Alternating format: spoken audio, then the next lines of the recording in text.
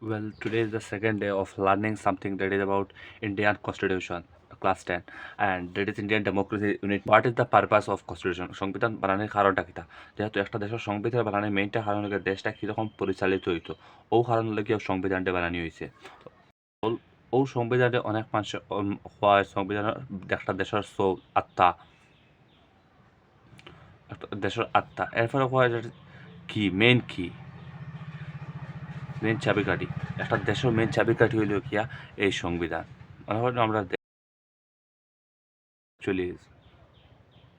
This is how our country actually is.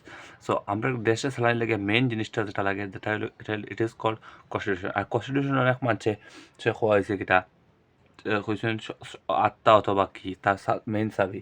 আর সংবিধানের ফুইলে যেটা আছে সব সংবিধান মনে করেন আমরা সেদিন পড়েছিলাম যে সংবিধানটা লেখিয়া তোলা হয়ে গেছে আতর মধ্যে লইয়া পড়া শুরু হয়েছে বা ওটারে এনফোর্স করা হয়েছে হইল 26 জানুয়ারি 1949। সো ওটারে এনফোর্স করা হয়েছে 26 জানুয়ারি দ্বারা এনফোর্স করা হয়েছে, মানে ওটা সংবিধানটারে ইন্ডিয়ার মধ্যে তো এটা লাগু করা হয়েছে। অ্যান্ড দেন আমরা সংবিধান মনে করি এটা this is called constitution. Constitution সব প্রথম পেজ যেটা আমরা উল্টাই ওটার হওয়া কিনা হোয়াই ইট ইজ রিটেন, কারণটা কিতা কারণে লেখা 1950। ওকে, অ্যাকচুয়ালি আনসার ইজ 1950। অ্যান্ড এই সংবিধানটা কি লাগি লেখা হয়েছে একটা কারণ আছে। সংবিধানটা লেখা হয়েছে তো এটার কারণটা পাইলে সংবিধান দেশের সোল বা আত্মা কি হয়। আর সংবিধানের সবার ফইলা পারতাম মনে হয় আমরা দিস ইজ আবার কনস্টিটিউশন। কনস্টিটিউশনটা যদি এরকম আমরা উল্টাই তাহলে প্রথম একটা পেজ আইব। এই পেজ যেটা আছে ওটার হয় পিরেম্বল অথবা প্রস্তাবনা। এই প্রস্তাবনার মধ্যে আমরা দেশের প্রস্তাবনার মধ্যে অনেক কিছু লেখা হয়েছে। এর মধ্যে মেইনলি ফার্স্টটা ওয়ার্ডটা সবথেকে বেশি ইম্পর্টেন্স দেওয়া হয়েছে, দ্যাট ইজ সভরিন। পাঁচটা কথা সবথেকে বেশি গুরুত্বপূর্ণ দেওয়া হয়েছে, এটা হয় সভরিন। মানে কিলা আমরা দেশ যেহেতু আমরা দেশ সম্পূর্ণরূপে স্বাধীন, আওয়ার কান্ট্রি ইজ ফুললি মনে করি আমরা দেশটার মধ্যে অনেক মানুষ আছে, আমরা এই দেশের মধ্যে অনেক মানুষ আছে,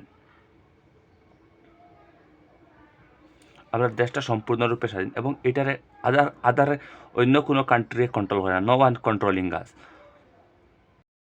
আমরা দেশের কেউ কন্ট্রোল করে না। আর ও যেন আমরা দেশের ওটার হওয়া সার্বভৌমত্ব, মানে আমরা দেশের হেড আমরা দ্বারা ফাটানি রিপ্রেজেন্টেটিভ মনে করি না PM প্রাইম মিনিস্টার, এরা হইলে কি আমরা দেশটা চালাইছিল। আর এরা পাওয়ার কার কাছে পাইছিল, আমরা সাধারণ জনতার কাছে এরা পাওয়ার পাইছি। ও ওটার হওয়া সার্বভৌমত্ব লোকের সবথনে বড় পাওয়ার। একটা দেশ স্বাধীন হইতে হইলে তার সার্বভৌমত্ব টাকাটা খুব বেশি ইম্পর্টেন্ট। সো ওটারে হওয়া সার্বভৌমত্ব মানে কি আমরা দেশের অন্য কোনো দেশের কন্ট্রোলে নাই, কোনো বাহিরের শক্তির আন্ডারেও নাই, কোনো ভিতরের শক্তির আন্ডারে নাই। No one is controlling us. Then another word that is came that is socialist, সমাজবাদ বা সমাজবাদ। এখন সমাজবাদ হচ্ছে what do you mean by সমাজবাদ? সমাজবাদ ও জিনিসটারে বোঝানো হয় একটা দেশের মধ্যে অনেক লোয়ার কাস্ট মানুষ রইব। লোয়ার কাস্ট মানে তারা ইনকাম লো রইব, অনেক মানুষ ওরকম যারা ইনকাম হাই রইব, অনেকের কাছে খুব বেশি পরিমাণে ওয়েলথ রইব, অনেক রইব পুয়ার যার কাছে কোনো পয়সা করি নাই, গরিব মানুষ। তো আমরা কিতা করব? সমাজবাদ হচ্ছে সময় মানে কিতা এই যে যারার মধ্যে বেশি পয়সা এরার কাছে একটা পর্সন আনিয়া এরারে হেল্প করা হইতো, ওটাটা হওয়া সমাজবাদ। অর্থাৎ আমরা দেখতে পাই কোনো সময় সময় অর্থাৎ মানে সব মানুষের সমানভাবে ট্রিট করা হইব। এরকম নাই যে যার কাছে বেশি পয়সা আছে তারে স্পেশাল ট্রিটমেন্ট দেওয়া হইব। সরকারের দৃষ্টিতে it is everyone is equal. This is call সমাজবাদ, সব সমান। অর্থাৎ গরিব ধনীর মধ্যে কোনো জড়িত ধর্ম ভিত্তিতে কোনো ধর্ম তথা এই বিষয়ে কোনো রকমের ডিসক্রিমিনেশন করা হইতো না, ও তারা হওয়া সমাজবাদ। মনে করি না একটা ছোটো জাতির মানুষ আছে যাইলে খুব বেশি পরিমাণে পুয়ার পিপল, আমরা অনেক সময় যারা পাই আমরা দলিত বা SC ST হই, তারা কিতা করা হয় আপফিলমেন্ট করার লাগে তার রিজার্ভেশন দেওয়া হয় না। ও ওটা হলে সমাজবাদী থাকার কারণে তারা কিতা করা হয় রিজার্ভেশন দেওয়া হয়। রিজার্ভেশন মানেটা কিতা? রিজার্ভেশন দেখে অনেক সময় অনেক যারা পুয়ার মানুষ আছে বা যারা ইকোনমিক্যালি উইকার তারা রিজার্ভ সিট দেওয়া হয়। মনে করি তোমার স্কুলে 50টা স্টুডেন্ট আছে, এর মধ্যে 10টা সিট ওরকম স্টুডেন্টস লাগিয়া আছে যারা হইলা গিয়া অত বেশি ওয়েল নোন নাই, তার কাছে এমন বেশি পরিমাণে পয়সা নাই এবং তারা লাগিয়ে স্কুল অ্যাডমিনিস্ট্রেশনে তারা স্পেশাল সিটস এটা দিয়া রাখিছে যাতে এরা ওই অ্যাডমিশন লয়। ও তারা হওয়া সমাজবাদ, তার কারণে এইরকমের জিনিস specially it is Assam university or various college like SS কলেজে ওইরকম হয় নয় সমাজবাদ থাকার কারণে। and next the word that is এই পেজের মধ্যে আমরা ভেরিয়াস থিংস আরও টপিক আছে যেমন সেকুলার ধর্মনিরপেক্ষ secular, that is the third term that I am going to discuss. So what does secular mean? Secular means that আমরা দেশের কোনো no state religion, কোনো রকমের দেশের কোনো রকমের রিলিজিয়ন রইতো নাই, অর্থাৎ কোনো রকমের হিন্দু মুসলিম এর বিরুদ্ধে কোনো রকমের কিতা করা হইতো না, তারা ডিসক্রিমিনেট করা হইতো না। If anyone is Hindu or if anyone is Muslim, there is no such discrimination took place in India. This is called ধর্মনিরপেক্ষ। ধর্মনিরপেক্ষতা তাহলে ও জিনিস যেখানে সব ধর্মের ইকুয়ালি ট্রিট করা হয়, অর্থাৎ it means that every religion is equal and all religion deserve equal respect. This is called secular, and Indian constitution is India is a secular country, and we find secularism through our constitution. And the next topic, that is the most important, democratic. Everyone will know what is democracy is. Democracy অর্থাৎ গণতন্ত্র. What is democracy means? Now democracy মানে হলো গিয়া গণতন্ত্র।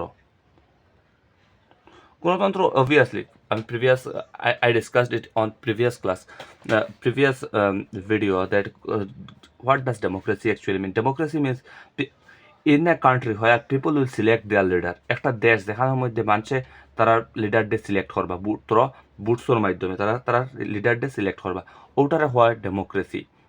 মনে হয় না আমরা সব মানুষ আমরা ভোট দিয়ে আসলে পিএম বানাইছি না, আমরা মনে হয় না আমরা এটা সব লাগে ইন্ডিয়ান মানুষ, এরা ভোট দিয়ে আমরা দেশের কিতা বানানো হয়েছে, প্রাইম মিনিস্টারটা বানানো হয়েছে, ওই রকম না।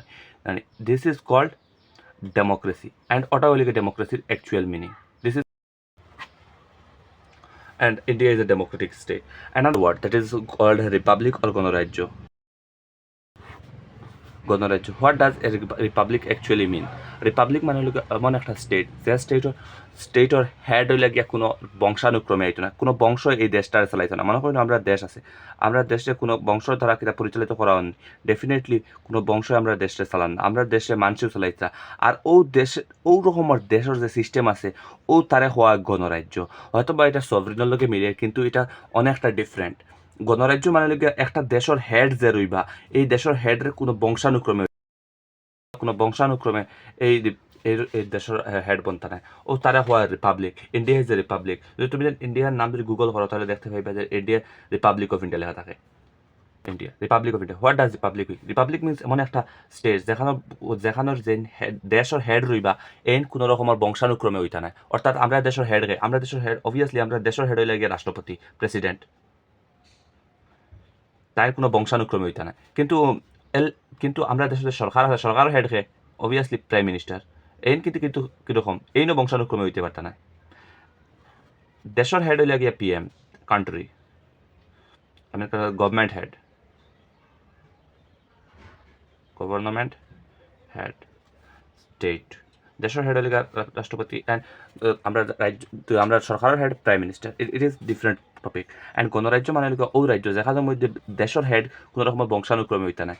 আমরা প্রেসিডেন্ট যাই না, আমরা ইলেক্ট করে দিম। বর্তমানে আছেন দ্রৌপদী মুর্মু, তানে কিন্তু আমরা তার বাবা কোনো প্রেসিডেন্ট আসেন, ডেফিনেটলি তার ফাদারও প্রেসিডেন্ট না, তার ছেলে বা মেয়ে যে আছে হেও প্রেসিডেন্ট হইতো না। প্রেসিডেন্ট হইতে হইলে আমরা যারা ইলেক্টেড রিপ্রেজেন্টেটিভস আছেন এরাও ভোট দিয়ে তারাই বানানি হয়েছে। And this is called republic. And I explain this topic very simple words. I know spelling mistake occurred in any of this page because of I am not so confident to talk in while recording. That's why it maybe some mistake could occur at any of the page. So hopefully time to time it will improve.